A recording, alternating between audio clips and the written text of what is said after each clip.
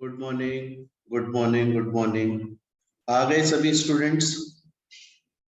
बच्चों एक बार कंफर्म कर दो, मेरी आवाज पहुंच रही है ना अब तक? और वीडियो क्लियर है? ठीक है, ठीक है। Good morning, good morning. चलिए स्टार्ट करें बच्चों। हाँ, नोट्स मैंने आपको पहुंचा ही दिए। नोट्स आप तक पहुंच चुके होंगे बच्चों, मेल कर दिए थे। ठीक है, ठीक है, ठीक है। चलिए, नहीं नहीं बच्चों, हाँ बिल्कुल बिल्कुल। आज जो हम एमसीक्यू क्वेश्चंस की प्रैक्टिस कर रहे हैं वो है बच्चों cost and management audit. Cost and management audit जो आपका पेपर नंबर 19 है सीएमए फाइनल का, उसके आज हम क्वेश्चन एमसीक्यू की प्रैक्टिस कर रहे हैं स्टूडेंट्स। और टोटल 1 से लेके 6 चैप्टर्स की कर रहे हैं आज। बाकी के चैप्टर्स की नेक्स्ट क्लास में करेंगे। और इसकी 1 to 6 चैप्टर्स की स्टडी नोट 1 से लेके स्टडी नोट 6 तक जो है आपके, उनके एमसीक्यूज की प्रैक्टिस करने वाले हैं। उसका ये फर्स्ट पार्ट है। अभी और भी क्लासेस अपन करेंगे, आज ये पहली क्लास है बच्चों। ठीक है, करें स्टार्ट। अगर किसी भी बच्चे को डाउट हो तो वो बीच में पूछ सकता है, कोई दिक्कत नहीं है, बिंदास पूछिएगा। आप चाहे तो मैसेज करके पूछ दीजिएगा, मैंने अनम्यूट किया हुआ है सभी स्टूडेंट्स को, आप बोलकर भी पूछ सकते हैं। ओके, चलिए, हाँ ठीक है।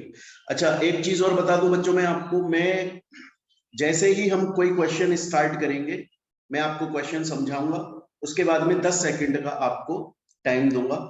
आप सबको अपना आंसर कैलकुलेट करके रखना है अपने पास में।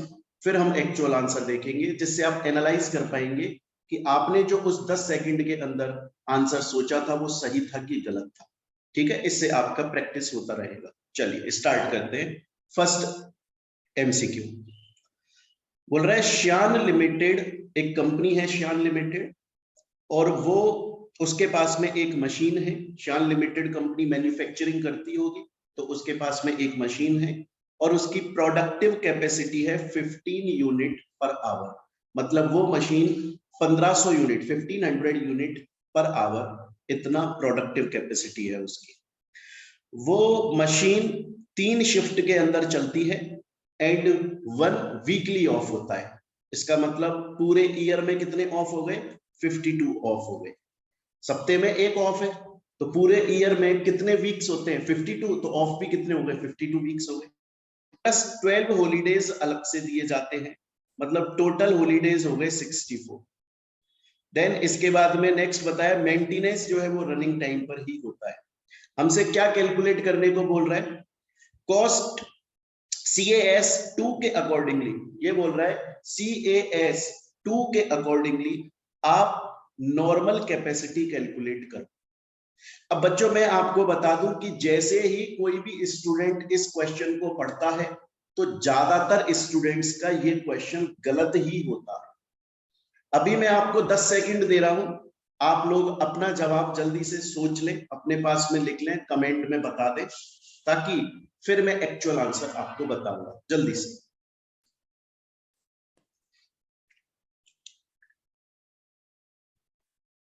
ठीक है, नीलम आपका सही है आंसर। नीलम, लॉ के एमसीक्यूज स्टार्ट हो रहे हैं 5 जून से, 5 जून से। हाँ, नहीं रजिस्ट्रेशन है अभी 5 जून तक, 10 बजे, सुबह 10 बजे तक करा लो आप रजिस्ट्रेशन। लाइव ही होगी, जूम पर होगी बेटा, 3 बजे होगी दोपहर में क्लास। बिल्कुल बिल्कुल, हाँ चैप्टर वाइज, चैप्टर वाइज। ठीक, चलिए ठीक है, सभी बच्चों ने सोच लिया। देखिए बच्चों एक बात बताइए, हम लोगों ने जब ये चैप्टर पढ़ा था, ये स्टडी नोट 5 का क्वेश्चन है। आप लोगों को जब मैंने CAS पढ़ाए थे, तो जब CAS 2 पढ़ रहे थे हम, कॉस्ट अकाउंटिंग स्टैंडर्ड सेकंड जब हम पढ़ रहे थे, उसके अंदर हमने बहुत सारी कैपेसिटीज कैलकुलेट करने के फॉर्मूलाज पढ़े थे, याद है बच्चों? लेकिन देखिए, अगर ये हमसे इतनी, इस क्वेश्चन के अंदर इतनी सारी इंफॉर्मेशन दी हुई है, वो किसी भी काम की इंफॉर्मेशन नहीं है, वो सिर्फ हमें कंफ्यूज करने के लिए दी है, क्योंकि इसका आंसर है एक्चुअल में नन ऑफ द अबव। ऐसा क्यों? ऐसा इसलिए बच्चों कि जब हम नॉर्मल कैपेसिटी कैलकुलेट करते हैं ना, तो उसमें पास्ट ईयर प्रोडक्शन का एवरेज देखा जाता है। हमारे क्वेश्चन में कहीं भी पास्ट ईयर के प्रोडक्शन का एवरेज नहीं दिया। ये इंफॉर्मेशन हमें तब काम आती जब हमसे वो मैक्सिमम कैपेसिटी कैलकुलेट करने के लिए बोलता या प्रैक्टिकल कैपेसिटी कैलकुलेट करने के लिए बोलता, तो हम फॉर्मूलाज के अंदर वैल्यूज को रखते और कैलकुलेशन करके अपना आंसर निकालते। बट बच्चों यहाँ पर नॉर्मल कैपेसिटी कैलकुलेट करने के लिए बोल रहा है। नॉर्मल कैपेसिटी में तो बस आपको इतना देखना होता है कि प्रीवियस ईयर में जो प्रोडक्शन हुआ उसका एवरेज निकालो, पर वो हमको गिवन नहीं है, तो नन ऑफ द अबव इसका आंसर आ। सिंपल सा क्वेश्चन है। सभी बच्चे बता दो यहां तक अगर ये समझ में आया कि नहीं आया। अगर किसी भी बच्चे को इसमें डाउट है बिंदास पूछिएगा, मैं दोबारा समझा दूं। देखिए बच्चे, अगर किसी भी तरीके का डाउट है ना, मन में नहीं रखना है, 10 बार पूछ लीजिएगा, सब समझाया जाएगा, आपको कोई टेंशन नहीं। अपना इंटेंशन है कि आपको क्लियर होना चाहिए सब कुछ। ठीक है, मेरे पास में कमेंट आ रहे हैं सबके कि सर आ गया समझ में। चलिए अब हम चलते हैं नेक्स्ट। अब हम आ जाते हैं अपने सेकंड पर। देखिएगा, ये बोल रहा है कि Bose limited, Bose and company, a firm of cost accountant. ये एक कॉस्ट फर्म है, कॉस्ट ऑडिट फर्म है।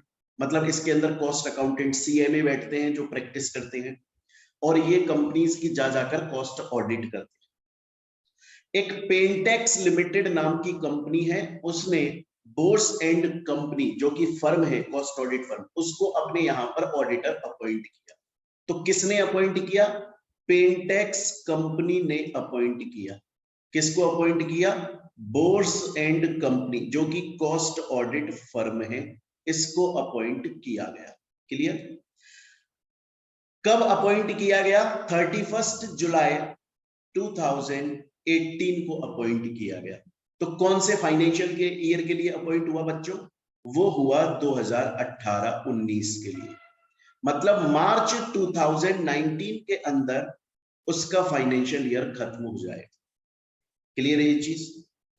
अब क्वेश्चन हमसे ये पूछ रहा है कि वो ये जो बोर्स एंड कंपनी, ये जो कॉस्ट ऑडिटर है, ये इस पेंटेक्स कंपनी के अंदर कब तक रहेगी? तो ध्यान कीजिए बच्चों, यहां पर हमने पढ़ा था कॉस्ट ऑडिटर कब तक रहता है कंपनी के अंदर? जिस दिन फाइनेंशियल ईयर खत्म हुआ उसके 180 दिन, देखिए 180 डेज, जब से फाइनेंशियल ईयर एंड हुआ तब से 180 दिन, या फिर जब उसने रिपोर्ट सबमिट कर, या फिर जब उसने अपनी कॉस्ट ऑडिट रिपोर्ट सबमिट कर दी, विच एवर इज अर्लियर। जो भी जल्दी हो जाता है उस दिन तक उसका ऑफिस रहेगा, फिर वो छोड़कर चला जाएगा। उसका फाइनेंशियल ईयर एंड कब हो रहा है बच्चों? 2018-19 तक के लिए अपॉइंटेड है, तो 31 मार्च 2019 को उसका फाइनेंशियल ईयर एंड हो रहा है। ठीक है, आ रहा है समझ में सभी बच्चों को? चलिए ओके, 31 मार्च 2019 को उसका फाइनेंशियल ईयर एंड हो रहा है बच्चों। मैंने बोला यहां से 180 दिन, तो 180 दिन तो कब आ गए? 30 सितंबर 2019, 180 दिन, या फिर जब उसने रिपोर्ट सबमिट कर दी, विच एवर इज अर्लियर। अब ऑप्शंस में देखिए, एक तो हमें दे रखा है 30 सितंबर 2019, ये हो गए 180 दिन, 6 महीने, या फिर जब उसने रिपोर्ट सबमिट कर दी। रिपोर्ट उसने अगस्त में ही सबमिट कर दी थी, 1 महीने पहले। रिपोर्ट सबमिट कर दी थी उसने अगस्त में, 1 महीने पहले। विच एवर इज अर्लियर, 180 दिन तो उसके सितंबर में हो रहे, जबकि रिपोर्ट उसने अगस्त में ही सबमिट कर दी थी, तो विच एवर इज अर्लियर, अगस्त। तो सी इसका आंसर है, इस दिन वो अपना ऑफिस छोड़कर चला जाए। अब जनरली पता है इसमें क्या होता है बच्चों? जनरली इसके अंदर ऐसा होता है कि ज्यादातर बच्चे जैसे ही क्वेश्चन पढ़ेंगे ना, वो सेकंड वाले बी को टिक करके आ जाएंगे, क्योंकि वो सोचेंगे हाँ देखो आप लोगों के भी आंसर यही निकल के आए ना। कनिष्का, ऐसा ही होता है, जैसे ही बच्चा इस क्वेश्चन को पढ़ता है ना, जैसे ही पढ़ता है उसको ऐसा लगता है कि यार ये तो मुझे आता है, मुझे पता है कि कॉस्ट ऑडिटर 180 दिन तक रहता है, तो वो क्या करता है बिना कुछ सोचे ना जल्दी से इस पे टिक मार के आ जाता है। जबकि बेटा हमें याद रखना चाहिए कि cost auditor financial year and होने के 180 दिन या फिर उसने जब कॉस्ट ऑडिट रिपोर्ट सबमिट कर दी, विच एवर इज अर्लियर, जो भी उसने जल्दी कर दिया। और क्वेश्चन में दोनों ऑप्शन गिवन है, उसने रिपोर्ट सबमिट करी थी boards and company cost audit firm ने अगस्त में, तो विच एवर इज अर्लियर तो अगस्त हो गया, तो बच्चे इसका आंसर सी हो गया।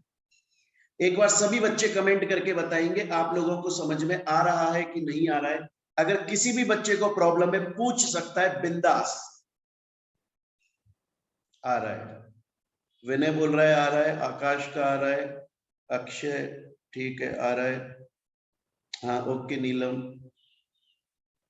हाँ गीता ठीक है बेटी, अनन्या ठीक है, ठीक है चलिए ओके। तो यहां तक हम लोगों ने स्टूडेंट्स अपने 2 एमसीक्यू। अब हम चलते हैं आगे थर्ड वाले पे, बड़े आराम से पढ़ना है। देखिए आपके पास में नोट्स हैं बच्चों ऑलरेडी, मैंने हर क्वेश्चन के आगे स्टडी नोट का नाम लिखा हुआ है कि ये कौन से वाले स्टडी नोट से बिलोंग करता है, जिससे आप रिवाइज भी कर पाए इस सेशन के बाद में। नेक्स्ट है cost audit was initially introduced in India in the year. Cost audit कब इंट्रोड्यूस हुई थी? स्टडी नोट 1 में पढ़ाया था बच्चों, आपको याद करो, जल्दी से जवाब देंगे सभी स्टूडेंट्स, जल्दी से। कॉस्ट ऑडिट पहली बार कब इंट्रोड्यूस की गई थी? कॉस्ट ऑडिट बोल रहा हूं बच्चों, मैं कॉस्ट ऑडिट बोल रहा हूं, मैं सीएमए इंस्टीट्यूट नहीं बोल रहा हूं। क्वेश्चन में कॉस्ट ऑडिट पूछा गया है, याद कीजिए पढ़ाया था आप लोगों को स्टडी नोट 1 के अंदर, सेक्शन 233B के बारे में पढ़ाया था, 209 के बारे में पढ़ाया था। जवाब आ रहे हैं? सही है निखिल, आपका सही है, सही है सही है। शिवम आपका सही है बेटा।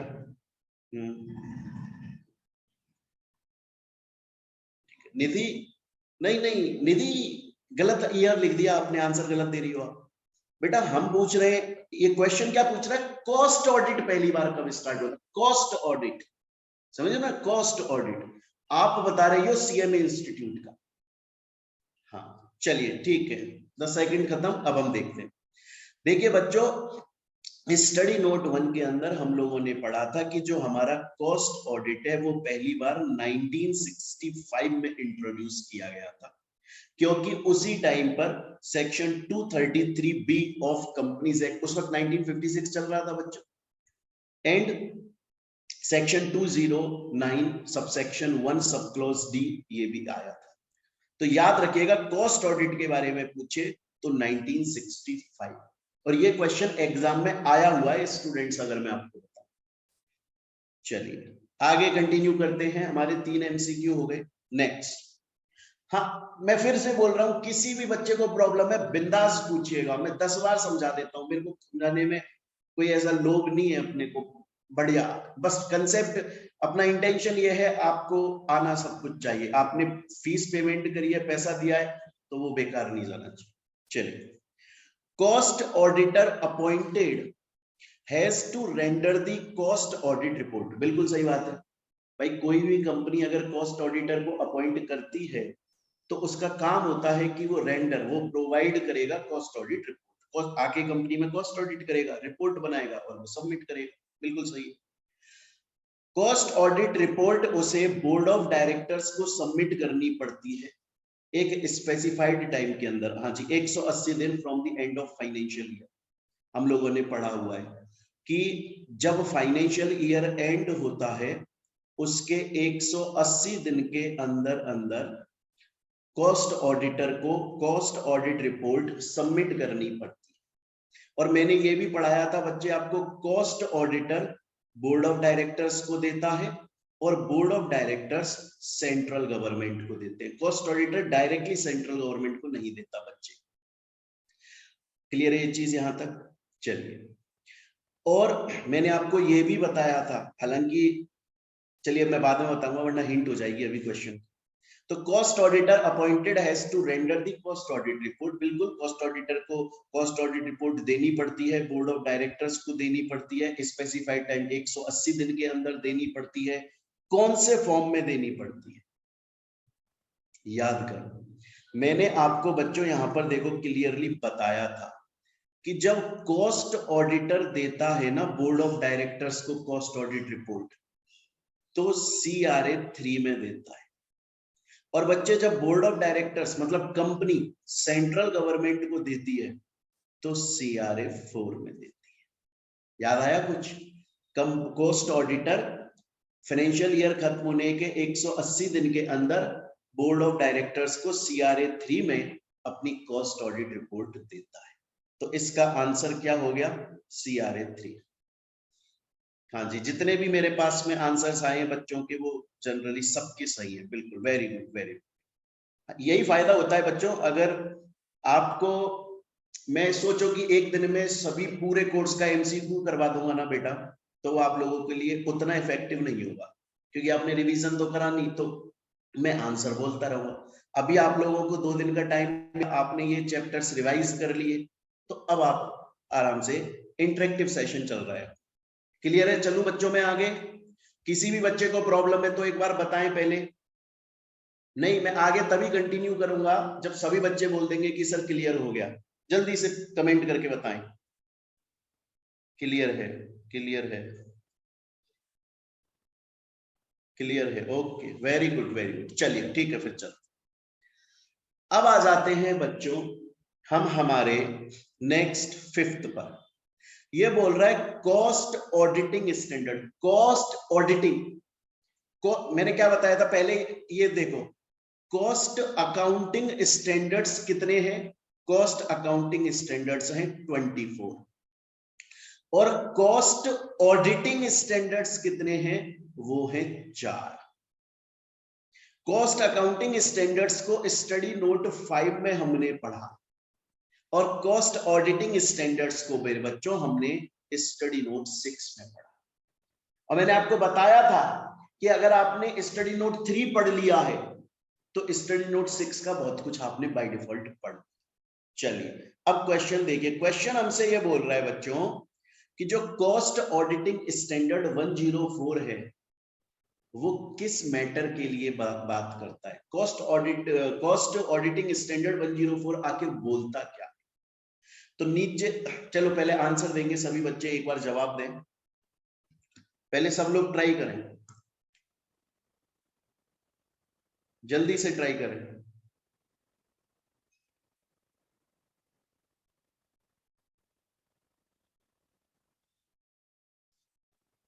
ठीक है,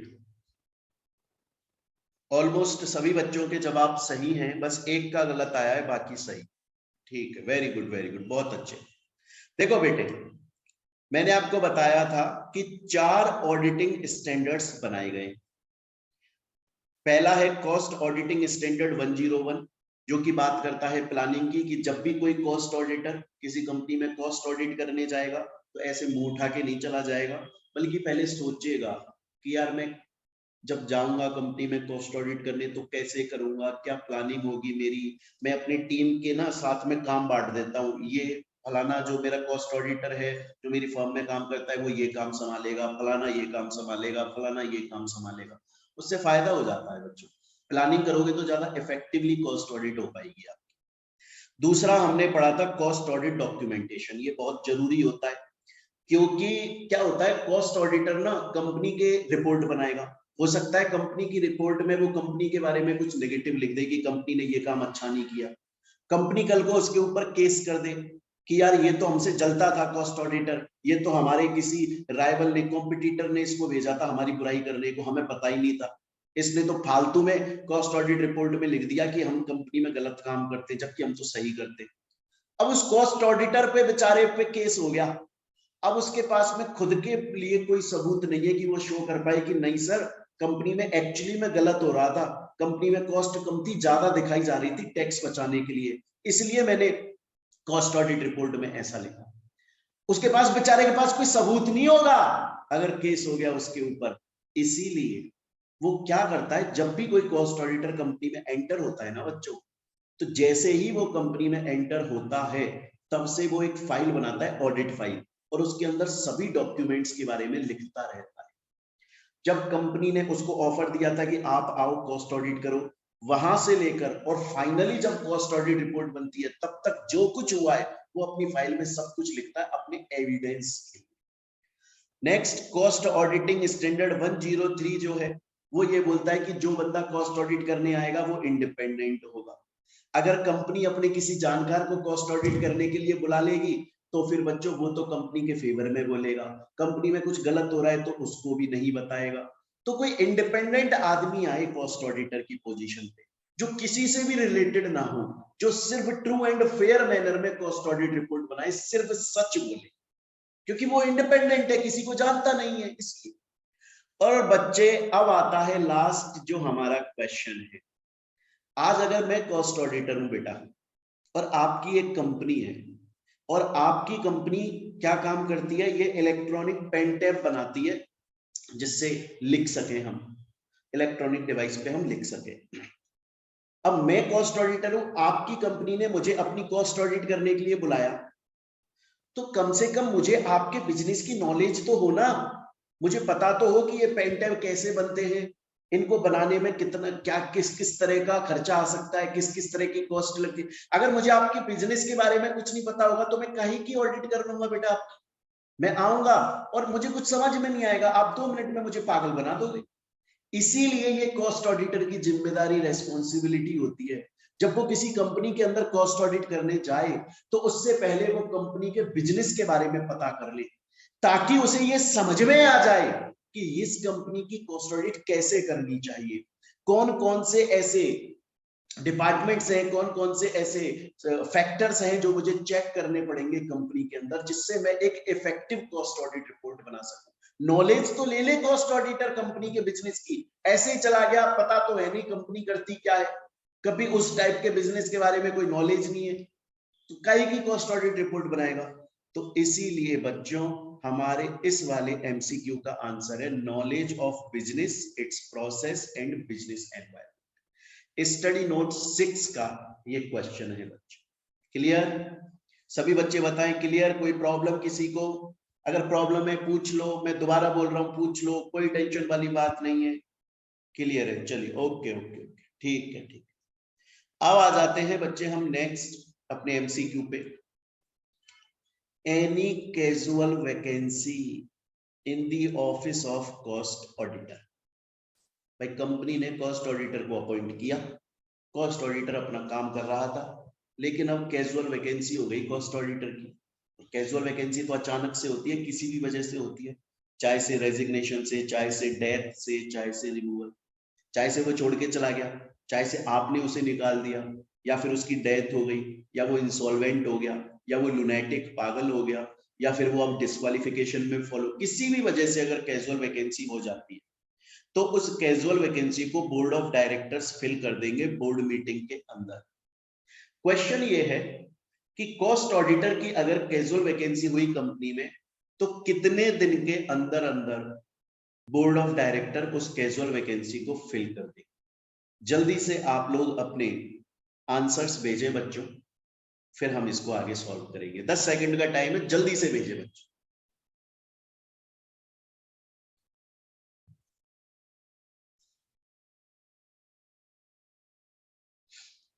ठीक है, सही है सही है सही है। अक्षय सही है बेटा, आपका जवाब सही है, बिल्कुल वेरी गुड।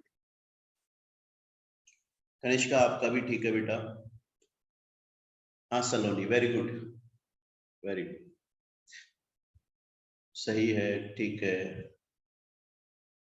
अपूर्वा बेटा आपका भी वेरी गुड वेरी गुड। चलिए ठीक है ठीक।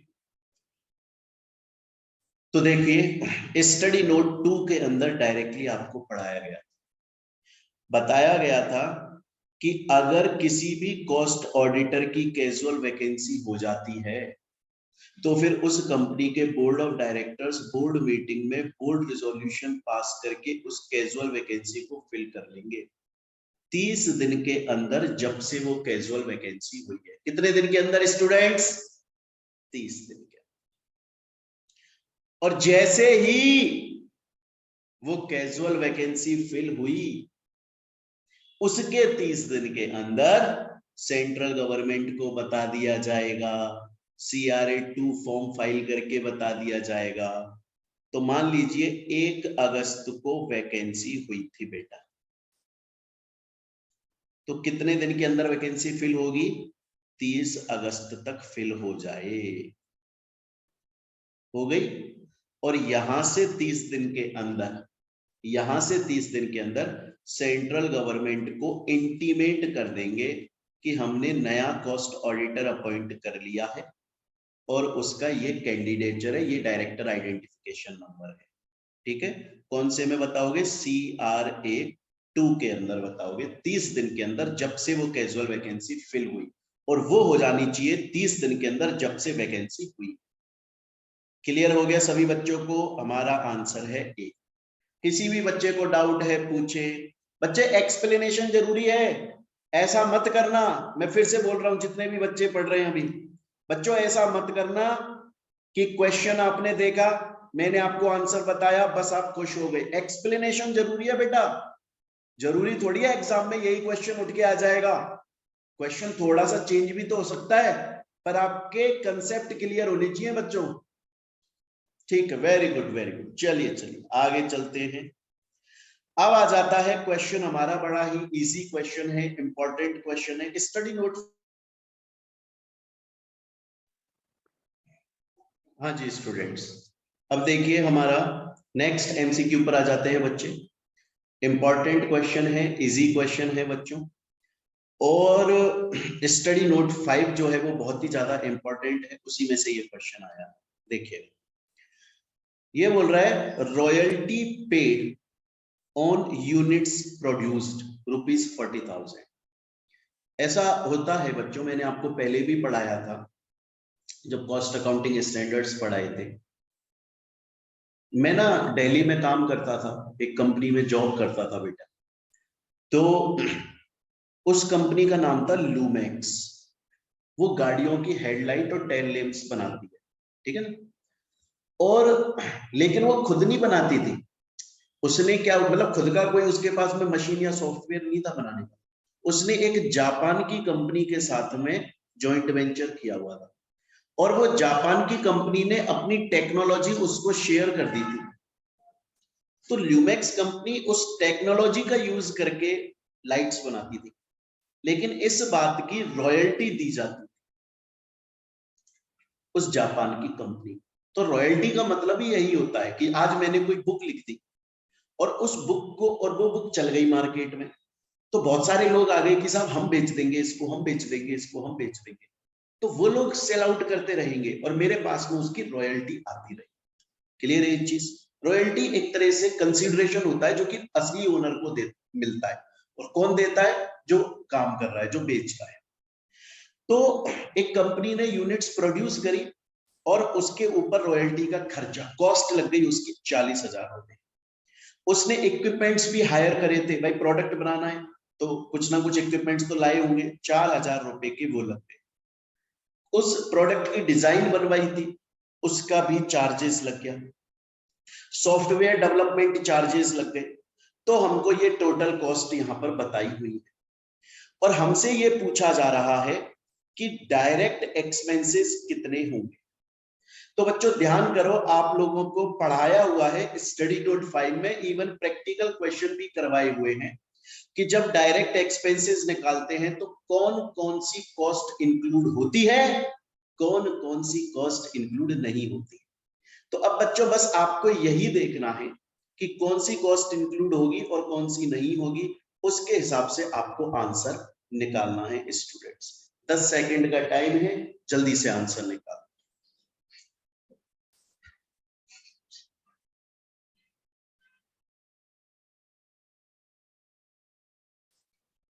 जल्दी से आंसर निकालें बच्चों। इसके तो जवाब सबके ही सही आ रहे हैं। Very good very good very good. Rahul, हाँ ठीक है बेटा, आपका बिल्कुल सही है। ठीक है, सही है बिल्कुल। गौरव सही है आपका। कनिष्का आपका भी सही है, वेरी गुड। सलोनी आपका भी सही है। निखिल आपका सही है। अक्षय सही है। विनय सही है। सबके जवाब ऑलमोस्ट सही आ रहे हैं। चलिए, तो देखिए बच्चों, हम लोगों ने पढ़ा हुआ है कि जब डायरेक्ट एक्सपेंसेस निकालते हैं तो उसके अंदर रॉयल्टी जो है वो भी इंक्लूड होती है, हायर चार्जेस भी इंक्लूड होते हैं, डिजाइन चार्जेस भी इंक्लूड होते हैं एंड बेटा सॉफ्टवेयर डेवलपमेंट चार्जेस भी इंक्लूड होते हैं।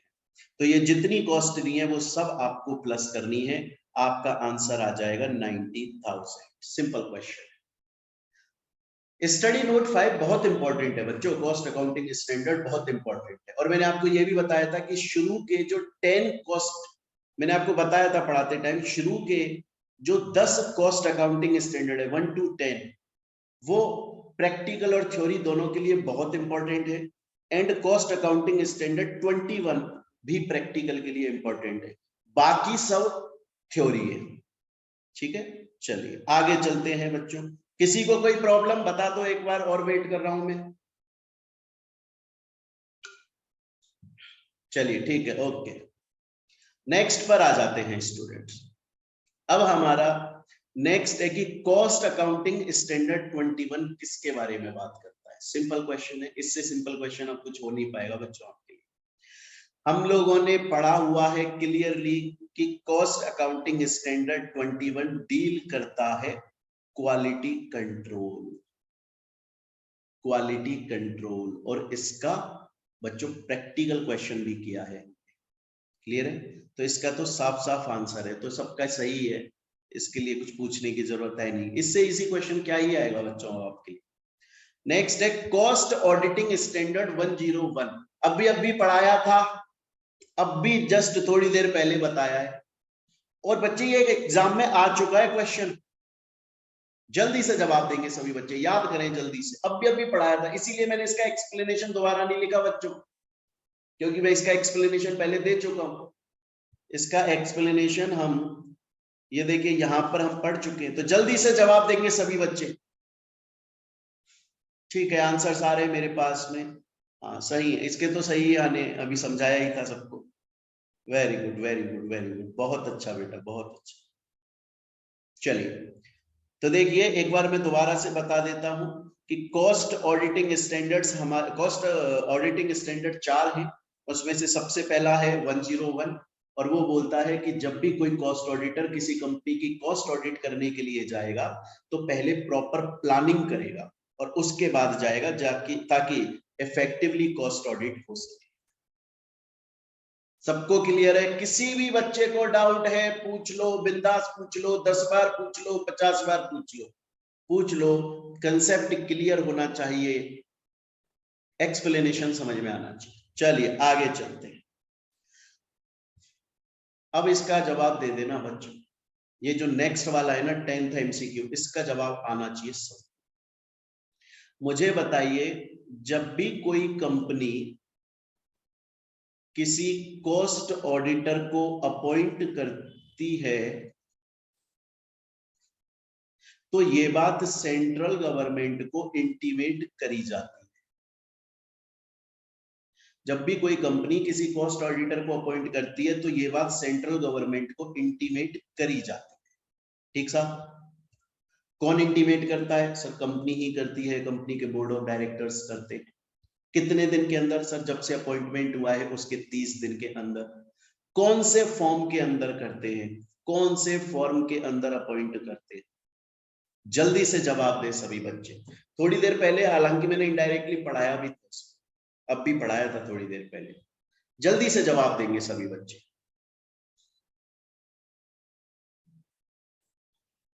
Very good very good very good, सबके सही है। आकाश सही है बेटा आपका। हाँ देखिए, इसका आंसर है CRA 2। आपको ध्यान है ना बच्चों, CRA 1 के अंदर कॉस्ट रिकॉर्ड्स बनाए जाते हैं, कॉस्ट रिकॉर्ड्स बनते हैं। CRA 2 के अंदर कॉस्ट ऑडिटर का अपॉइंटमेंट सेंट्रल गवर्नमेंट को बताया जाता है। CRA 3 के अंदर cost auditor cost audit report submit करता है बोर्ड ऑफ डायरेक्टर्स, और CRA 4 के अंदर company cost audit report submit करती है सेंट्रल गवर्नमेंट। क्लियर है ये चीज? चलिए आगे वाले MCQ पर चलते हैं। और बच्चों मैं दोबारा बता दूं, ये MCQs आपके प्रीवियस ईयर के क्वेश्चंस जो आए हुए हैं, इवन 2020 में, 2021 में, 2020, 2021, उनको इंक्लूड करता है ये MCQ। उसके अलावा 2017 तक जितने आए हैं उनको इंक्लूड करता है। उसके अलावा कुछ हमने, हमारी पूरी टीम ने जो बेस्ट हो सकता था वो करें। अभी और चलेगी। आज का ये जो सेशन है ना बच्चों, इसके अंदर 25 एमसीक्यू सॉल्व करने वाले हैं। फिर नेक्स्ट वाला जो हमारा कल सेशन होने वाला है उसके अंदर हम 25 एमसीक्यू, टोटल 100 एमसीक्यू सॉल्व करेंगे हम लोग 1 से लेके 6 स्टडी नोट्स के। एंड देन उसके बाद में आगे जो चैप्टर्स हैं उनके 100 एमसीक्यू सॉल्व करेंगे। तो हमने डिवाइड कर लिया, टोटल आपके 15 चैप्टर्स हैं, 3 पार्ट्स में करेंगे। पहला 1 to 6 हो गया, then 7 to 11 and then 12 to 15, और सबके 100 एमसीक्यू सॉल्व करने वाले हैं। उसके बाद में फिर ओवरऑल जब सब हो जाएगा तो पूरे 15 स्टडी नोट्स का एक सेशन और होगा, उसके अंदर टोटल 150 एमसीक्यू सॉल्व करेंगे। तो इससे काफी आपके लिए बच्चों रिवीजन भी हो जाएगा, एमसीक्यू सॉल्व करने का आपका प्रैक्टिस भी हो जाएगा। हाँ, लॉ का बेटा बताया ना मैंने, लॉ का 5 जून से स्टार्ट हो रहा है। मैं दोबारा एक बार बता देता हूं बच्चों, देखो बार बार नहीं पूछो। 5 जून को स्टार्ट हो रहा है बेटा लॉ का पेपर नंबर 13 का, 3 बजे स्टार्ट हो जाएगा दोपहर में, जूम पर ही होगी क्लास। रजिस्ट्रेशन ओपन है, 5 जून के 10 बजे तक आप करा सकते हैं। ठीक है, नंबर है ये रहा, इस पर व्हाट्सएप पर या टेलीग्राम पर या कॉल करके कैसे भी करके रजिस्ट्रेशन करा लो पेमेंट करके। चलिए चैप्टर वाइज करेंगे, बिल्कुल। चलिए आगे चलते हैं। नेक्स्ट देखिएगा बेटा, कॉस्ट अकाउंटिंग स्टैंडर्ड 6 किससे डील करता है? जब ये कॉस्ट अकाउंटिंग स्टैंडर्ड 6 आपको पढ़ाया था, इसमें पूरा 1 दिन लगा था हम लोगों को पढ़ने में, याद हो आप? पूरा 1 दिन ले लिया था हमने, कम से कम 1.5-2 घंटे की क्लास सिर्फ कॉस्ट अकाउंटिंग स्टैंडर्ड 6 के लिए, और फिर इसके प्रैक्टिकल्स करे थे। बहुत इंपॉर्टेंट है, बार बार समझाया है मैंने इसको। सब लोग जवाब दें जल्दी से, सब लोग जवाब दें जल्दी से, आंसर्स का वेट कर रहा हूं, सब लोग जवाब दें जल्दी से। स्टडी नोट 5 का है बच्चे, सबके आगे स्टडी नोट्स लिखे हुए हैं, रिवाइज करने में हेल्प होगी आपकी। हाँ जी, वेरी गुड। मटेरियल कॉस्ट, मैंने उस वक्त भी बताया था पढ़ाते हुए कि बहुत इंपॉर्टेंट है, इसमें से आते हैं आपके एग्जाम में क्वेश्चन। स्टडी नोट 5 में से सबसे ज्यादा क्वेश्चंस आते हैं बच्चे, सबसे ज्यादा स्टडी नोट 5 से आते हैं। चलिए नेक्स्ट देखो बच्चे, अब जो मैं आपको नेक्स्ट एमसीक्यू करवाने वाला हूं, ये 12th नंबर का, ये आपके कॉस्ट एंड मैनेजमेंट ऑडिट का पार्ट नहीं है, ये आपके लॉ सब्जेक्ट का पार्ट है।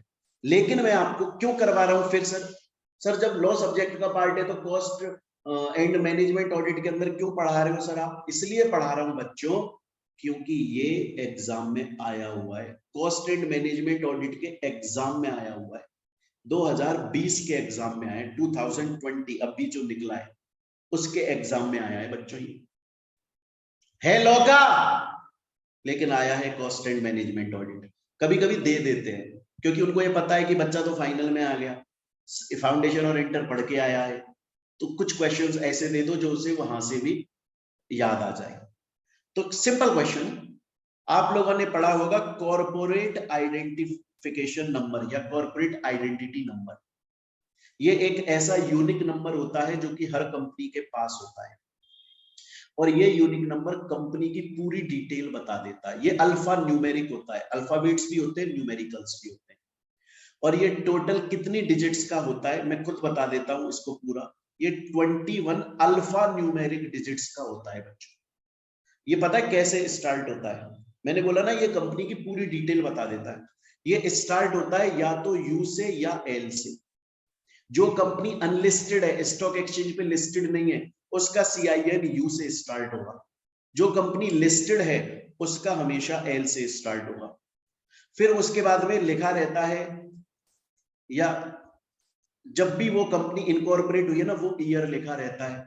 उसके बाद में RJ या DL या PU, जिस स्टेट से हो, राजस्थान, दिल्ली, पंजाब, वो लिख, तो कंपनी की पूरी डिटेल बता देता है ये 21 अल्फा न्यूमेरिक डिजिट्स का नंबर, कॉर्पोरेट आइडेंटिटी नंबर। तो क्वेश्चन यही बोल रहा है कि कितनी डिजिट्स का होता है, तो आपको याद रखना है कॉर्पोरेट आइडेंटिटी नंबर एक यूनिक नंबर होता है, 21 अल्फा न्यूमेरिक डिजिट्स का होता है। ROC ये आपको देता है, कौन देता है? ROC आपको देता है। क्लियर है बच्चों यहां तक? नेक्स्ट वाले पर। इसमें कोई डाउट तो नहीं है? ये लॉ में पढ़ा है बेटे आपने, इसमें तो कोई डाउट नहीं है तो पूछ लो, कोई टेंशन नहीं है, मैं और समझा दूंगा दोबारा इजी करके। आ गया, okay, very good very good, चलिए चलिए, ठीक है। बड़ा ही इंटरेस्टिंग क्वेश्चन है नेक्स्ट वाला, क्वेश्चन नंबर 13 बड़ा ही मजेदार है, सभी बच्चों को इसका सही जवाब देना है। भाई साहब बहुत पढ़ाया आपको, जवाब सही आना चाहिए बेटा। आइटम्स अपीयरिंग, तो ये जितने भी आइटम्स दिए हुए, कौन इनमें से कौन सा कॉस्ट रिकॉर्ड्स के अंदर अपीयर होता है? अगर किसी बच्चे ने नहीं भी पढ़ा ना ये चैप्टर, नहीं भी पढ़ा, रिवाइज नहीं करा, मैं बोल रहा हूं तो भी जवाब सही आना चाहिए। कॉमन सेंस यूज करो, हिंट दे देता हूं। क्वेश्चन बोल रहा है कॉस्ट में क्या इंक्लूड होगा इनमें से? कॉस्ट में, कॉस्ट का मतलब खर्चा होता है, खर्चा। 10 सेकंड का टाइम दे रहा हूं, जल्दी जवाब दे।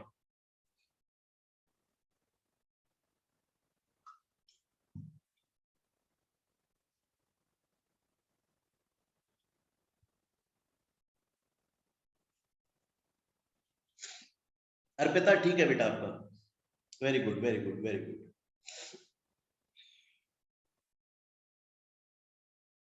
हाँ करिश्मा, बहुत देर में जवाब दिया आपने, हाँ लेकिन सही दिया है, बिल्कुल सही है, वेरी गुड।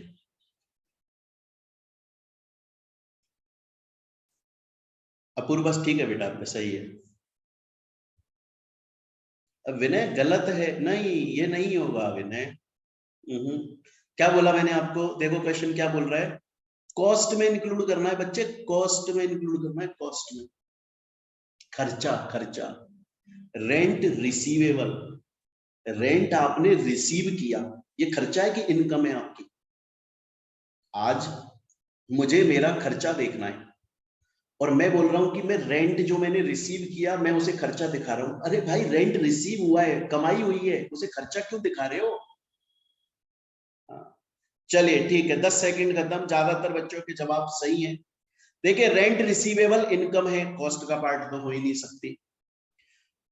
डिविडेंड, ये कंपनी ने पे जरूर किया है, कंपनी का खर्चा जरूर हुआ है, लेकिन डिविडेंड आप सोचिए कंपनी डिविडेंड कहां से देती है?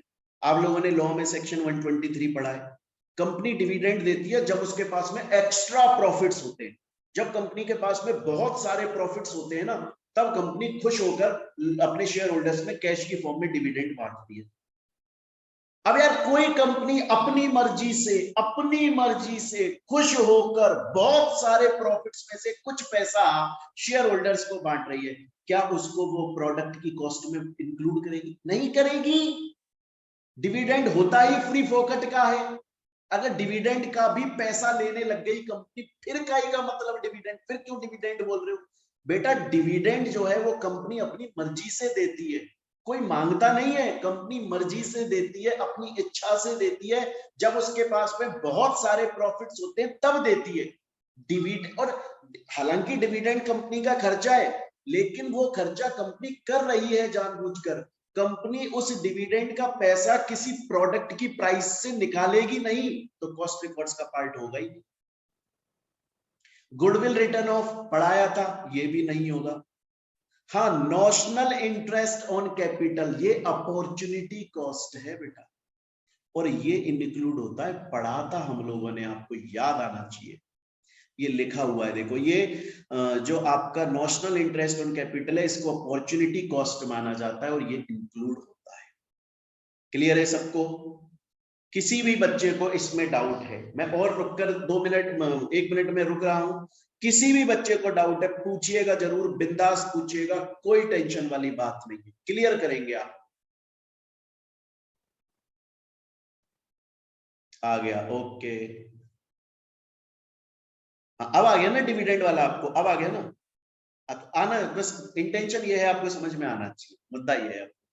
वेरी गुड बेटा, चलो नेक्स्ट चलते हैं साहब। ये बोल रहा है कि कंपनीज को कॉस्ट रिकॉर्ड्स कौन से फॉर्म के अंदर मेंटेन करने पड़ते हैं? अभी अभी समझाया था, 4 फॉर्म पढ़ाए थे आपको, CRA1, CRA2, CRA3, CRA4, अब भी थोड़ी देर पहले पढ़ाए थे। CRA2 के अंदर मैंने आपको बताया था, CRA3 के अंदर बताया था, CRA4 और CRA1, चारों के अंदर मैंने बताया था आपको। जल्दी से जवाब दे दो इस क्वेश्चन का, जल्दी से जवाब दे दो इस क्वेश्चन का, सबका सही आना चाहिए।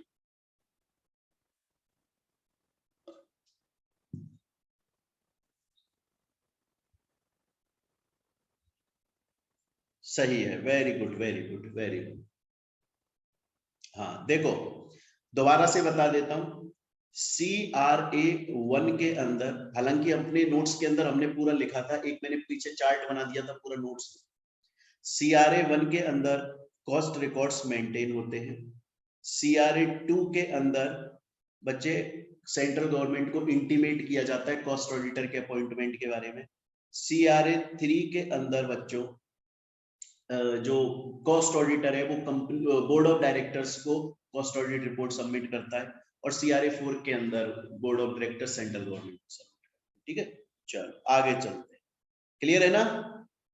बताया हुआ ये पहले ही पढ़ लिया अपन ने। नेक्स्ट, बहुत ये स्टडी नोट 4 से है, जो हमने प्रोफेशनल मिसकंडक्ट वाला चैप्टर पढ़ा था। इससे अभी 3-4 क्वेश्चन और आएंगे इस चैप्टर से, है ना। पढ़ते वक्त भी हमने स्कैनर सॉल्व कर लिया था, और अभी MCQ देखते हैं। There are dash to the act clarifies or indicate that the schedule provide an illustrative list of act and omission constitution professional or other misconduct। एक बात बताऊं बच्चों, इस क्वेश्चन को सॉल्व करने से पहले मैं ये गारंटी दे रहा हूं कि आप सबको ये क्वेश्चन आता है, सबको ये क्वेश्चन आता है, ये मेरी गारंटी है। लेकिन मैं ये भी गारंटी दे रहा हूं कि आप में से आधे से ज्यादा का गलत होगा आंसर, और आता है आपको आंसर भी आता है, और सही आंसर आता है आपको, फिर भी कुछ बच्चे इसको गलत करके आएंगे। पता है क्यों? क्योंकि उनको ये क्वेश्चन ही समझ में नहीं आया। आंसर आपको आता है, अभी जब मैं आपको आंसर समझाऊंगा ना, आप बोलोगे सर ये तो हमें आता था सर, ये तो बेसिक है इस चैप्टर का। ये तो सबसे, आपने जब चैप्टर स्टार्ट किया था सबसे पहले यही बात बताई थी हमको। दोबारा पढ़ो इस क्वेश्चन समझना जरूरी है बच्चे। ये बोल रहा है कि कोई भी जो प्रोफेशनल है CMA, उसके प्रोफेशनल या अदर मिसकंडक्ट जो बताए गए हैं एक्ट के अंदर, वो कितने शेड्यूल्स में बताए गए हैं, कितने शेड्यूल्स में बताए गए। क्या सिर्फ एक शेड्यूल के अंदर सभी प्रोफेशनल मिसकंडक्ट बता दिए, या 2 में, या 3 में, या 4 में? अब आ गया समझ में? हाँ, जवाब दो सभी बच्चे, जवाब दो जल्दी जल्दी। बेसिक क्वेश्चन है, पढ़ाया था आपको कि टोटल कितने शेड्यूल हैं, उनके अंदर पार्ट्स भी पढ़ाए थे, पार्ट 1 2 3 4 ये पढ़ाया था। उसमें ये भी बताया था कि कोई अगर CMA प्रैक्टिस के अंदर है तो उसके क्या प्रोफेशनल मिसकंडक्ट है, कोई CMA प्रैक्टिस में है तो उसके क्या प्रोफेशनल मिसकंडक्ट है, दोनों के कॉमन भी बताए थे, फिर अदर मिसकंडक्ट भी बताए थे, ऐसा बताया था। ध्यान करो कितने शेड्यूल में बताया था, ध्यान करो। सबके जवाब सही है। मैंने बोला था ना, आंसर सबको आता है, आंसर सबको आता है, बस आप जल्दी जल्दी में इसकी मात खा जाओगे बेटा। 2 शेड्यूल्स क्लियर है, पढ़ाया हुआ है। आगे चलते हैं। किसी को कोई प्रॉब्लम प्रॉब्लम है तो बता दो, बिंदास पूछ लिया करो आप। देखो ऐसा नहीं है कि एकदम बिंदास पूछा करो बच्चा, है ना। मेरे को मजा ही तब आता है पढ़ाने में जब सभी बच्चों को समझ में आए, मेरा इंटेंशन ही यही रहता है। चलिए नेक्स्ट, बहुत ही सिंपल क्वेश्चन है, बहुत ही ज्यादा सिंपल क्वेश्चन। हमसे बोल रहा है वैल्यू एडेड कैलकुलेट करके बताओ, और यहां पर आपको डिटेल्स दी हुई है, सेल्स दिया हुआ है, एक्सपोर्ट इंसेंटिव, कुछ इंसेंटिव मिला होगा, कमाई हो गई, अदर इनकम, फिनिश्ड स्टॉक जो है उसका एडजस्टमेंट प्लस में दिखा रहा है, मतलब इंक्रीज हुआ है स्टॉक, फिर मटेरियल का खर्चा, सैलरी का खर्चा, ओवरहेड का खर्चा, टैक्स का खर्चा, वैल्यू एडेड निकालना है। जल्दी से कैलकुलेट करो। वैल्यू एडेड वाला क्वेश्चन बच्चों स्टडी नोट 2 में भी प्रैक्टिकल्स पढ़ाया है, स्टडी नोट 9 में भी करवाया है, स्टडी नोट 15, 3 स्टडी नोट में करवाया है आपको मैंने।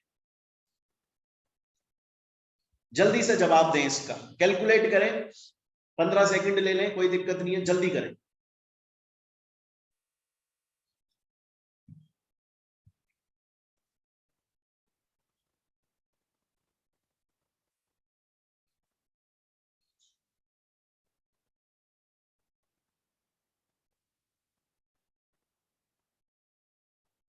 जवाब आने स्टार्ट हो गए।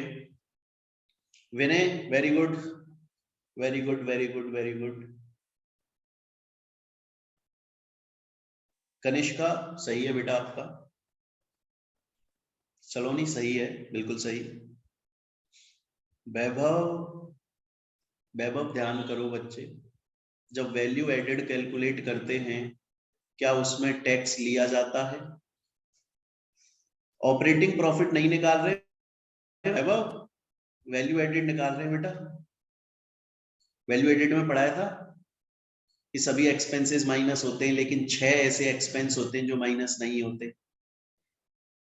डेप्रिसिएशन माइनस नहीं होता, डिविडेंड माइनस नहीं होता, इंटरेस्ट माइनस नहीं होता, और भी बताया था एक, ध्यान करो क्या टैक्स माइनस होगा? एक छोटी सी गलती करिए वैभव बेटा, एक ज्यादा चीज माइनस कर दिया आपने, आंसर सही आ जाएगा। हाँ अब आया ना आपको समझ, सही है। हाँ विनय तुम्हारा तो सही है बेटा, हाँ सही। चलिए ठीक है, पहले देखिए मैं दोबारा समझा देता हूं, बहुत बार समझा चुका हूं। वैल्यू एडेड जब कैलकुलेट करते हो बच्चे आप,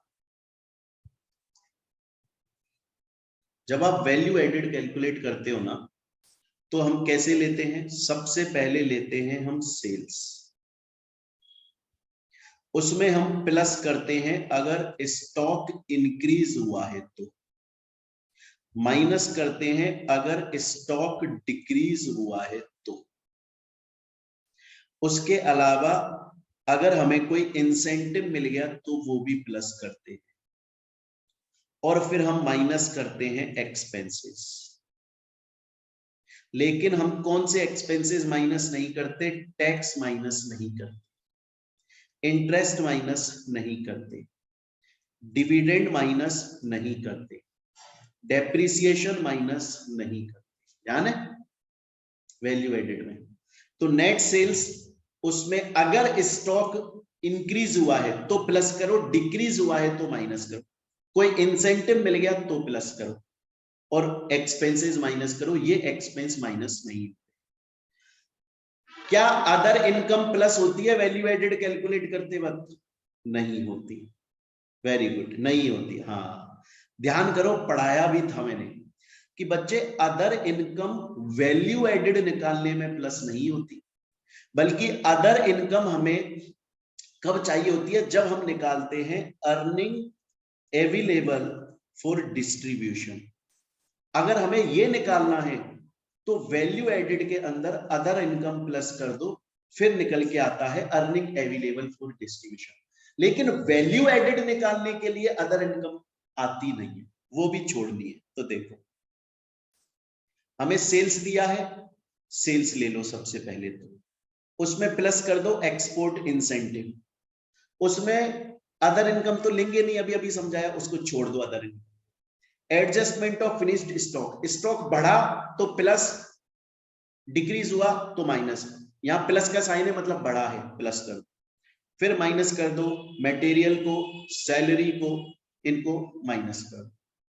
अरे अच्छा सॉरी, सैलरी भी माइनस नहीं होता है, सैलरी एंड वेजेस भी माइनस नहीं होता है, याद है ना, सैलरी एंड वेजेस भी माइनस नहीं होता है, क्लियर है? हाँ, और ये ओवरहेड तो मटेरियल माइनस होगा इसमें से, बिल्कुल सही, बिल्कुल सही। तो ये है हमारा आंसर। यहां तक मेरे ख्याल से सबका क्लियर है, आगे चल, किसी को डाउट है पूछ लो। हाँ सैलरी तो होगा ही नहीं ऑब्वियसली, डेप्रिसिएशन मैंने बोला ना 6 माइनस नहीं करते, डेप्रिसिएशन माइनस नहीं करते, डिविडेंड माइनस नहीं करते, टैक्स माइनस नहीं करते, इंटरेस्ट माइनस नहीं करते, सैलरीज एंड वेजेस माइनस नहीं करते, ऑपरेटिंग प्रॉफिट के अंदर ये सब माइनस करते हैं इंटरेस्ट के अलावा। चलिए ठीक है, वेरी गुड, आगे चलते हैं। ये वाला बताइए, ये वाला पढ़ाते हुए भी मैंने स्पेसिफिकली आपको बताया था बेटे, नॉन एग्जीक्यूटिव डायरेक्टर को जो रेम्यूनरेशन दिया जाता है उसको हम क्या ट्रीट करेंगे? क्या उसको एम्प्लॉय कॉस्ट मानेंगे, या एडमिनिस्ट्रेटिव ओवरहेड, या सैलरी एंड वेजेस, या मैनेजमेंट एक्सपेंसेस, क्या मानेंगे? Study note 5 cost accounting standard के अंदर स्पेसिफिकली समझाया था, क्लियरली लिखा था, नोट्स के अंदर क्लियरली मैंने लिखा हुआ है कि कौन कौन सी चीज इंक्लूड होती है, कौन कौन सी चीज एक्सक्लूड होती है, टेबल बनाकर समझाया हुआ है। जल्दी जवाब आए सभी बच्चों का।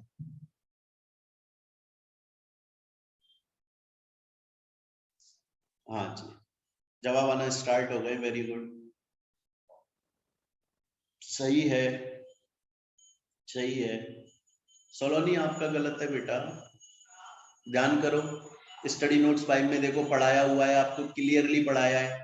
उसमें ये तक लिखा हुआ है कि एम्प्लॉय कॉस्ट के अंदर क्या क्या चीजें इंक्लूड होती है, क्या क्या चीजें एक्सक्लूड होती है, ये भी क्लियरली बताया है बच्चे। जल्दी से जवाब दें। ठीक है, ओके, वेरी गुड। विनय सही है, सही है बेटा आपका। अपूर्वा वेरी गुड बेटा, आपका सही है। निधि आपका सही है। कनिष्का आपका सही है। धर्मेंद्र, अरे जाग गए आप। सही है बेटा आपका, सही है, वेरी गुड, बिल्कुल, बहुत अच्छे।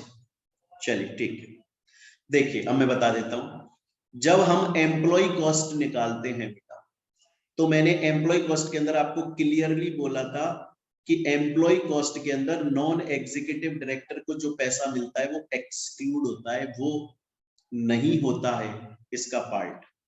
एम्प्लॉय कॉस्ट का नॉन एग्जीक्यूटिव डायरेक्टर को जो पैसा मिलता है वो नहीं होता है बच्चों एम्प्लॉय कॉस्ट का पार्ट, बल्कि कॉस्टिंग पढ़ते वक्त जो बताया था मैंने आपको, नॉन एग्जीक्यूटिव डायरेक्टर को जो पैसा मिलता है वो एडमिनिस्ट्रेटिव ओवरहेड का पार्ट होता है। आ गया याद अब? हाँ, वेरी गुड। चलिए चलें आगे। चलो, नेक्स्ट बोल रहे हैं, एक मशीन है जिसको यूज किया जाता है डिफेंस के प्रोडक्ट्स बनाने में, स्पेस के प्रोडक्ट्स बनाने में, एटॉमिक एनर्जी से रिलेटेड प्रोडक्ट्स बनाने में, और वो टर्नओवर क्राइटेरिया भी पूरा कर रहा है जो हमने पढ़ा था 25 करोड़ वो सब। आपको ये बताना है कि वो कौन से सेक्टर के अंदर फॉल होगा। ये बात मैंने आपको स्टडी नोट 2 में भी पढ़ाई थी, और ये बात मैंने आपको स्टडी नोट 5 में भी पढ़ाई थी दोबारा। जल्दी से जवाब दें इसका। देखिए स्टूडेंट्स, बिंदास जवाब दो, नहीं समझ में आए तो बिंदास पूछो, कोई दिक्कत वाली बात नहीं है। मैं जब स्टूडेंट था ना, तो मैं कोई बहुत ब्रिलियंट आइंस्टीन टाइप आदमी नहीं था, मैं एक नॉर्मल सा आदमी, नॉर्मल स्टूडेंट था, मेहनत करता था, आधे आंसर आ जाते थे, आधे नहीं आते थे, टीचर से पूछ लेता था, खत्म किस्सा, मजे में रहो। इसी तरह से आपको नहीं आ रहा है पूछो यार।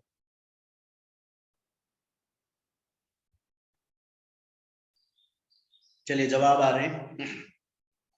वेरी गुड, सही है। पायल सही है, लेट ज्वाइन किया आपने पायल, कोई बात नहीं बेटा। हाँ, वो मेल आपको मिल जाए, गूगल ड्राइव पे मिल जाएगी बैकअप क्लास। हाँ, कोई दिक्कत नहीं। देखो बेटे, ये अपन ने एमसीक्यू जो प्रैक्टिस स्टार्ट करी है ना, वो इसीलिए करी है जिससे आपका रिवीजन भी हो जाए, और भी जो बच्चे जिन्होंने क्लास नहीं ली वो ज्वाइन करना चाहते हैं कर लें। अगर कोई बच्चा नहीं ले पा रहा है क्लास, कोई उसे काम आ गया या कुछ भी है, नेट की प्रॉब्लम है, तो बैकअप क्लास मिल जाएगी आपको, है ना। चलिए, सबके जवाब आ चुके हैं, बिल्कुल। देखिए, इसको मैं समझा भी देता हूं। मैंने आपको यहाँ पे बताया था कि, और मैं पूरा एक बार दोबारा से एक्सप्लेन कर देता हूं। जब हमारा देश आजाद हुआ था बेटा 1947 में, तो उससे पहले बेटा हम अंग्रेजों के गुलाम थे। तो अब अंग्रेज जब आए थे ना हमारे 1600 के अंदर, उस वक्त वो ये बोलकर आए थे इंडिया में कि हम इंडिया में सिर्फ बिजनेस करेंगे, व्यापार करेंगे। लेकिन उन्होंने धीरे धीरे धीरे धीरे हम पर कंट्रोल कर लिया, हमें रूल कर लिया। हमने बड़ी मुश्किल से, हमारे जो फ्रीडम फाइटर्स रहे, रेस्पेक्टेड हैं सब लोग, उन लोगों ने अपनी जानें गंवा के हमें फ्री कर दिया। 1947 में हमें आजादी मिल गई। तो जवाहरलाल नेहरू जी हमारे फर्स्ट प्राइम मिनिस्टर साहब थे, उन्होंने और जो बाकी जो टीम थी उनकी पूरी, सब लोग थे मिनिस्टर टाइप, उन लोगों ने ये सोचा कि हम हमारे इंडिया को अब ग्लोबलाइज नहीं करेंगे। और क्या हुआ, 1947 से लेकर और 1990 तक इंडिया के अंदर सिर्फ इंडिया के लोग ही बिजनेस कर रहे थे। इंडिया के लोग बाहर नहीं जा सकते थे, बाहर के लोग इंडिया में नहीं आ सकते थे, पहली बात। दूसरी बात, गवर्नमेंट ने अब लाइसेंसिंग राज निकाल रखा था, मतलब ज्यादातर जो बिजनेस थे वो गवर्नमेंट बोलती थी हम ही करेंगे और कोई नहीं करेगा। क्यों? क्योंकि अगर कोई प्राइवेट कंपनी करेगी तो वो महंगा माल बेचेगी और लोग खरीद नहीं पाएंगे। गवर्नमेंट अगर वो प्रोडक्ट बनाएगी तो सस्ते में बेचेगी, तो गरीब लोग भी खरीद पाएंगे। तो गरीब लोगों के सोशल वेलफेयर के लिए ज्यादातर बिजनेस गवर्नमेंट ने अपने पास रखे। लेकिन 1991 के अंदर इंडिया की हालत बहुत खराब हो गई। इंडिया के पास सिर्फ 14 डेज का फॉरेन रिजर्व रह गया, पैसा खत्म होने पर आ गया। इंडिया पहुंचा इंटरनेशनल मॉनेटरी फंड के पास, बोला साहब हमें लोन दे दो। इंटरनेशनल मॉनेटरी फंड बोला आपको लोन दे देंगे, हमारी शर्त है कि आप इंडिया के अंदर ग्लोबलाइजेशन लेकर आ जाओ, इंडिया के दरवाजे खोल दो। अब इंडिया के अंदर भी बाहर के लोग आके इन्वेस्टमेंट कर सकते हैं, बिजनेस कर सकते हैं, इंडिया के लोग बाहर जाकर कर सकते हैं।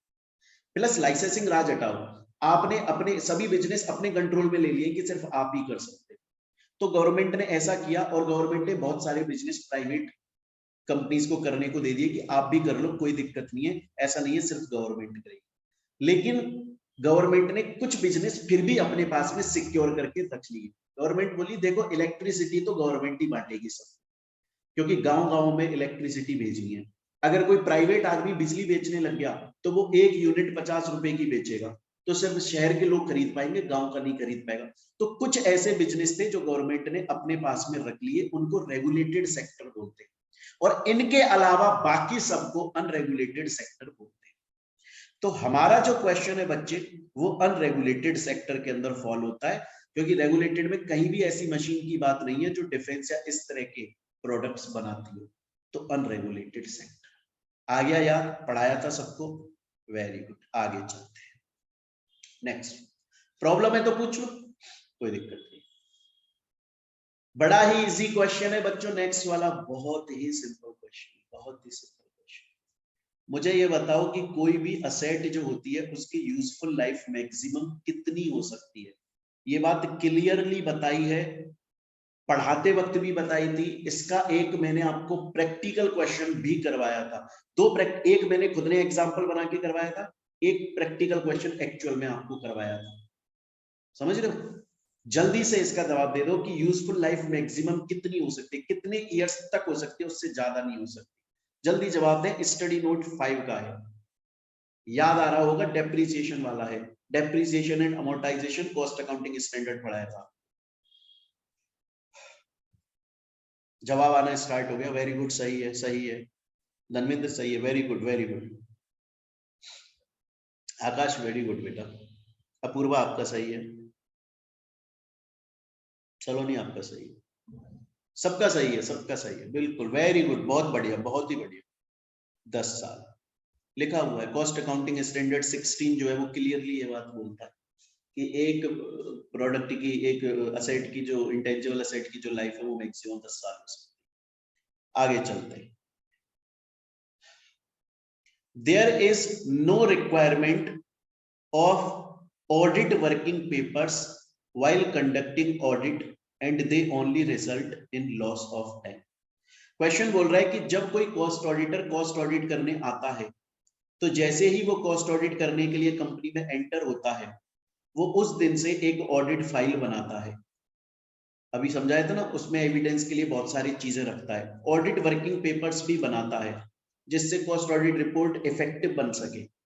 जैसे ऑडिट वर्किंग पेपर्स के लिए सिंपल मैंने आपको क्या बोला था, जब वो ऑडिट करता है तो वो बहुत सारी चीजें डिपार्टमेंट में देखता है, उनको नोट कर लेता है। वर्किंग पेपर्स होते हैं, काम करते वक्त जो पेपर्स बनाए जा रहे हैं। क्वेश्चन बोल रहा है ये फालतू के हैं, कॉस्ट ऑडिटर बस ऐसे ही बना रहा है, इनको टाइम खराब कर रहा है, कोई जरूरी नहीं है। अगर इनको नहीं बनाए तो कॉस्ट ऑडिट पे कोई फर्क नहीं पड़ना। आपको बताना है स्टेटमेंट करेक्ट है कि नहीं है। और बच्चों यहाँ पे ये स्टडी नोट 4 का है, 5 का नहीं है, तो इसे करेक्ट कर लेना एक बार अपने नोट्स में। सबके पास में नोट्स है ना? हाँ, उसको करेक्ट कर लो। जल्दी से जवाब दो, क्या ये सही है? ऑडिट वर्किंग पेपर्स फालतू में बनाए जाते हैं? वेरी गुड, सही है जवाब, सही है, सही है, वेरी गुड। बहुत जरूरी होते हैं, वेरी गुड, हाँ बहुत जरूरी होते हैं बेटा, बिल्कुल ऑडिट फाइल का पार्ट होते हैं। ये भी एविडेंस पर्पस के लिए यूज में लिए जाते हैं और बिल्कुल बहुत जरूरी होते हैं। वेरी गुड, सही। हाँ निर्मल आपका सही है, बहुत देर बाद में जवाब दिया आपने, बट ठीक है बेटा, सही है। लेट ज्वाइन किया, ठीक है। हाँ बैकअप मिल जाएगा, ओके। लॉ का बेटा तीसरी बार बता रहा हूँ एक ही क्लास में, लॉ का बेटा 5 जून से स्टार्ट हो रहा है एमसीक्यू, 5 जून से। हाँ दोपहर के 3 बजे क्लास होगी, डेली क्लास होगी, 5 जून से स्टार्ट होगा, 15 जून तक चलेगा। मैंने वो टाइम टेबल आपको शेयर कर दिया, टेलीग्राम पे भी शेयर कर दिया है टाइम टेबल। 5 जून को स्टडी नोट 1 का लेंगे, उसका कंपनी फॉर्मेशन कन्वर्जन। 6 जून को डिविडेंड का लेंगे, और फिर 7 जून को डिविडेंड और ऑडिट का लेंगे, उसका ऑडिटर का लेंगे। 7 जून को आपका बोर्ड ऑफ डायरेक्टर्स और उनका, ऐसे पूरी टाइम टेबल मैंने भेज दी। 15 जून तक चलेगा बिल्कुल।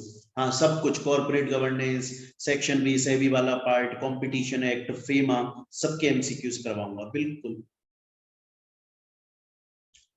हाँ जी, तो देखिए सबका जवाब सही है कि नहीं सर ये स्टेटमेंट इनकरेक्ट है, बल्कि ऑडिट वर्किंग पेपर्स तो बहुत जरूरी है। ऑडिट वर्किंग पेपर्स जो हैं वो हमारी प्लानिंग का भी रिकॉर्ड होते हैं, हम जब ऑडिट को एग्जीक्यूट करते हैं उसका भी रिकॉर्ड होते हैं, और ये बहुत ही जरूरी होते हैं, और ऑडिटर अपने पास में इनको बना के रखता है। चलिए आगे चलते हैं, नेक्स्ट। हाँ, बस खत्म होने पर आ गया है, 4-5 क्वेश्चन और बच्चे हैं। As per part D part 3 of companies cost records and audit rule 2014, ये क्वेश्चन मैंने करवाया था जब पढ़ाया था स्टडी नोट 2, क्लियरली करवाया था आपको। Value addition and distribution of earnings are to be computed based on, इनमें से किसके बेसिस पर कंप्यूट किया जाता है? इसका क्वेश्चन करवाया हुआ है, ये क्वेश्चन करवाया हुआ है पढ़ाते वक्त। किसी का भी गलत नहीं होना चाहिए, याद रखना। रिवाइज करके आए हो चैप्टर अभी अभी।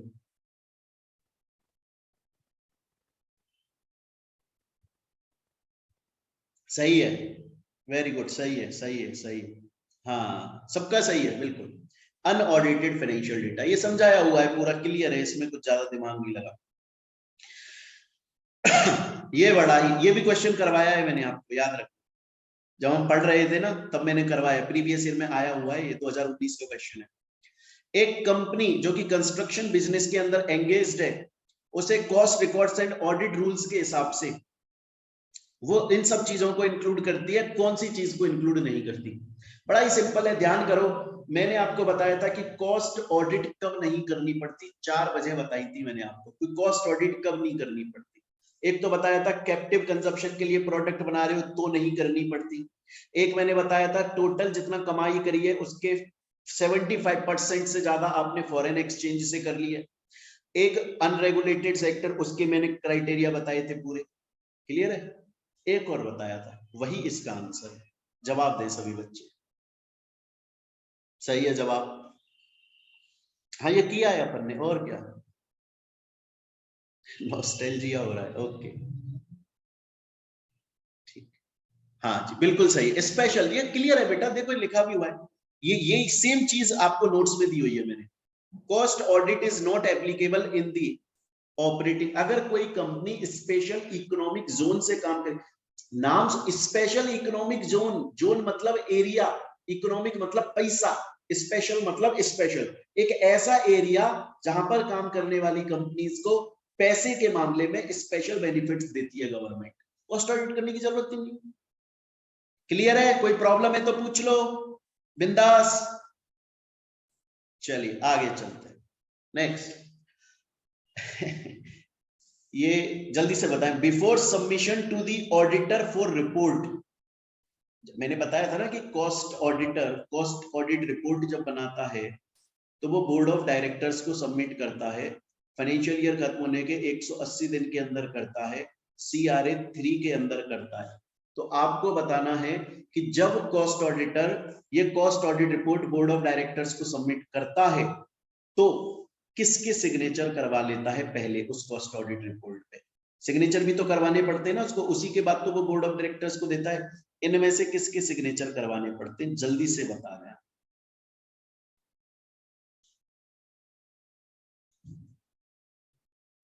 अगर नहीं भी है ना याद आपको बच्चे, अगर नहीं भी है ना याद, तो कम से कम कंपनी लॉ तो आपने पढ़ा, हिंट दे दूं आपको मैं, इतनी बढ़िया हिंट है कि 1 सेकंड में जवाब दे दोगे आप लोगों ने ना कंपनी लॉ में ये पढ़ा है कि अगर कंपनी के पास में कॉमन सील नहीं है, अगर कॉमन सील नहीं है तो कोई प्रॉब्लम नहीं है, कॉमन सील ऑप्शनल हो गई है।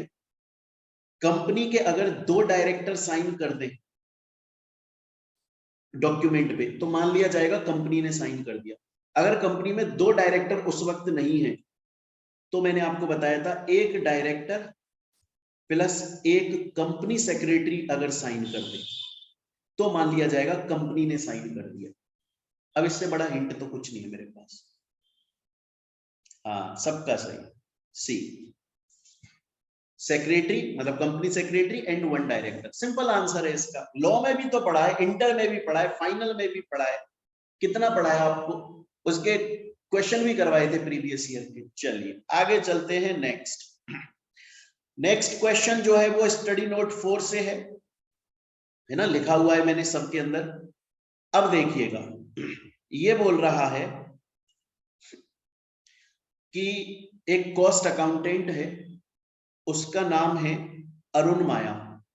अरुण माया एक कॉस्ट अकाउंटेंट है, उसके अंडर में 2 ट्रेनी काम करते हैं। तो अरुण माया ये उसका नाम है, वो कॉस्ट ऑडिटर है, उसके अंडर में ट्रेनी काम करते हैं।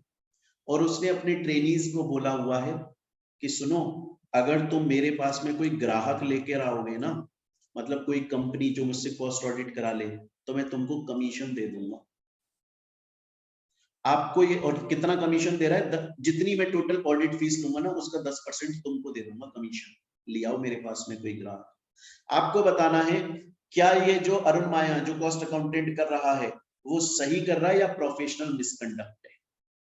ध्यान करो, पढ़ाया था आपको मैंने, ध्यान करो, बताया था ना मैंने आपको कि हम लोग प्रोफेशनल लोग हैं और ये हम पर अच्छा नहीं लगता, हमें शोभा नहीं देता कि हम लोग किसी को बोलें कि भाई तू रोड पे खड़ा हो जा, बस स्टैंड पे खड़ा हो जा, कंपनी के बाहर खड़ा हो जा, और जो भी कोई कॉस्ट ऑडिट कराने के लिए आए उससे बोल कि यहाँ से कॉस्ट ऑडिट करवा लो, थोड़ा सा कम पैसा दे देना, हो जाएगी कॉस्ट ऑडिट, और इस बात के लिए मैं कमीशन दे रहा हूँ। मैंने कोई बंदा रख दिया है ना, जेठालाल ने, मैंने एग्जाम्पल दिया था आपको जेठालाल और बागा वाला पढ़ाते वक्त, कि जेठालाल ने बागा से बोल दिया कि बागा तू एक काम कर, जेठालाल कॉस्ट ऑडिटर है, उसने बागा से बोल दिया कि तू ना कंपनियों के बाहर जा जाकर बुलाकर कि हमसे ऑडिट करवाएं, मैं तेरे को कमीशन दे दूंगा। अच्छा लगता है क्या? प्रोफेशनल आदमी हूं, अपने दम पर कस्टमर बुलाओ ना, अगर क्वालिटी है तो आ जाएगा कस्टमर तुम्हारे पास। तो ये प्रोफेशनल मिसकंडक्ट है। यस, बिल्कुल है। इसको देखो मैंने लिखा भी है, फर्स्ट शेड्यूल पार्ट 1 के अंदर पढ़ा था, कॉस्ट अकाउंटेंट को प्रोफेशनल मिसकंडक्ट में गिल्टी माना जाएगा अगर वो पे कर रहा है किसी को भी कोई भी कमीशन या ब्रोकरेज। अब इसके बाद में नेक्स्ट आ जाता है बच्चों हमारा, बड़ा ही सिंपल क्वेश्चन है, बहुत ही सिंपल है, बहुत ही सिंपल। ये आया हुआ है 2019 में और ये मैंने सॉल्व भी करवाया था पढ़ाते वक्त। Which of the following, मैंने आपको एक बात बताई थी, क्वेश्चन सॉल्व करवाने से पहले एक बात ध्यान दिला दूं बच्चे आपको। हाँ बेटा, हाँ ये वही है, वही वाला क्वेश्चन है, बिल्कुल निकल, ये वही क्वेश्चन है। देखो मैंने, हाँ सलोनी देखो, मैंने आपको ये बताया था जब मैं स्टडी नोट 4 पढ़ा रहा था, प्रोफेशनल मिसकंडक्ट, कि सीएमए के जो प्रोफेशनल और अदर मिसकंडक्ट है वो 2 शेड्यूल के अंदर बताए, शेड्यूल 1, शेड्यूल 2। शेड्यूल 1 के अंदर भी आपको 4 पार्ट दिए हैं, शेड्यूल 2 के अंदर 3 पार्ट दिए। मैंने आपको यह बताया था कि जो भी हम पढ़ रहे हैं प्रोफेशनल मिसकंडक्ट या अदर मिसकंडक्ट, वो आपको याद रहना चाहिए कि हम कौन से शेड्यूल में पढ़ रहे हैं, कौन से पार्ट में पढ़ रहे हैं। ऐसा मत करना सिर्फ कंसेप्ट समझ लो, ये भी याद रखना कि ये वाला कंसेप्ट हमने फर्स्ट शेड्यूल में पढ़ा था कि सेकंड में पढ़ा था, फर्स्ट के कौन से पार्ट में पढ़ा था। ये क्वेश्चन वही है। ये बोल रहा है कि हमने नीचे डिस्क्वालिफिकेशन मतलब प्रोफेशनल मिसकंडक्ट दिए, ये चारों प्रोफेशनल मिसकंडक्ट हैं। आपको इसमें से ये बताना है कि कौन सा प्रोफेशनल मिसकंडक्ट फर्स्ट शेड्यूल का नहीं है। आ रही बात समझ में?